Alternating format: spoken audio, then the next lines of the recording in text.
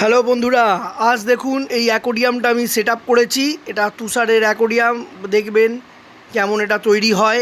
এমনি যদি কারোর বানিয়ে দিতে হয় বলবেন, আমি বানিয়ে দেবো। দেখুন কাজ কেমন হয়েছে আমাকে বলবেন কমেন্টে। আজকে এই যে অ্যাকোরিয়ামটা নতুন করে সেট করব, তারপরে আপনাদের দেখাবো কেমন এতে হয়। এই যে ঢাকনাও কেনা হয়ে গেছে, আর এখানে এই সব জিনিসপত্র। এটা তুষারের অ্যাকোরিয়াম, বালি টালি দিয়ে এটা সাজানো হবে। তারপর আপনাদের দেখাবো যে আমি পটল কুমার কেমন করে বানাই এটাকে। দেখুন এই যে বালি সব কেনা হয়েছে, মাছও আছে, অনেক মাছ কিনে এনেছি হাতিবাগান থেকে, দেখাবো আপনাদের। প্রথমে অ্যাকোরিয়ামটা ভালো করে পরিষ্কার করে এই যে বালি বিছিয়ে নিলাম। বালি বেছাবার পর এই যে গাছের ডালটা এক কোণে সেট করে দিলাম। তারপর এখানে ফেভিকুইক আর তুলো দিয়ে এখানে পাথরগুলো দেখুন এই কোণে গাছের মধ্যে এইভাবে সেট করে দিলাম, আস্তে আস্তে করে চিপকে দিলাম। এই যে এবার দেখুন গাছগুলো যে আর্টিফিশিয়াল গাছ, এগুলো আর্টিফিশিয়াল গাছগুলো এতে বসিয়ে দিলাম, কারণ অরিজিনাল প্ল্যাঙ্কটনে প্রচুর ঝামেলা, অনেক টাইমও লাগে, অনেক খরচা সাপেক্ষ, সেই জন্য কম পয়সার মধ্যে দেখুন এটা বানিয়েছি। এরপরে দেখুন সেটআপের পরে উপরে একটা প্লাস্টিক পেতে তারপরে ধীরে ধীরে জল ঢালছি, যাতে বালিগুলো না এদিক ওদিক হয়ে যায়।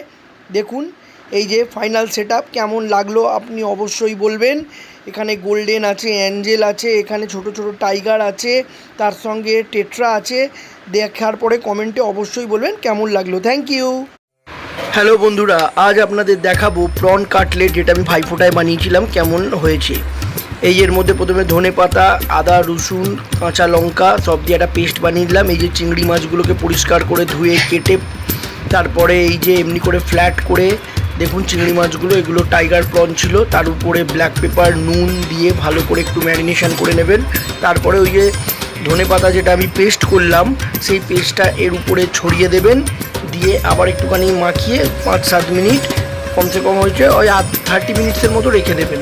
তারপরে একটা প্যানের মধ্যে এই যে পাত্রের মধ্যে আমি তেল নিলাম, তেল নিয়ে এই যে কুচনো পেঁয়াজ প্রথমত দিয়ে দিলাম, আর 5-6টার মতো কুচনো পেঁয়াজ দিয়েছি। তারপর একটুখানি লাল লাল হয়ে গেলে তার মধ্যে আদা রসুনের বাটা দিয়ে দেবেন। তারপর আবার একটু ভালো করে নাড়িয়ে নেবেন। এটা হচ্ছে আপনার চিংড়ি মাছ, যেটাকে আমি চপ করেছি, চিংড়ি মাছ চাংসের মতো, যেটা মুখে পড়লে ওতে যে কোটিংটা দেবো ওই মুখে পড়লে খুব টেস্টি লাগবে। এটা হচ্ছে কাদা চিংড়ি বাটা, এতে দেখবেন প্রনের টেস্টটা, মশলার টেস্টটা খুব বেড়ে যাবে। ভালো করে একটুখানি নাড়িয়ে নিন। নাড়াবার পরে তার মধ্যে এই যে আলু মাখা আমি দিয়ে দিলাম। আমি 4টে আলুকে ভালো করে স্ম্যাশ করে ওই চিংড়ি মাছের যে পেস্টটা যেটা বানাচ্ছি ওতে দিয়ে দিলাম। তারপর স্বাদ মতো এতে নুন দিয়ে দিলাম। তারপর একটুখানি প্রথমে জিরে বাটা দিয়ে দিলাম, তারপরে হলুদ গুঁড়ো দিয়ে দিলাম।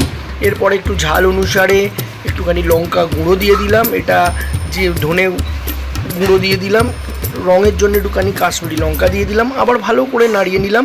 এটা একটু গরম মশলা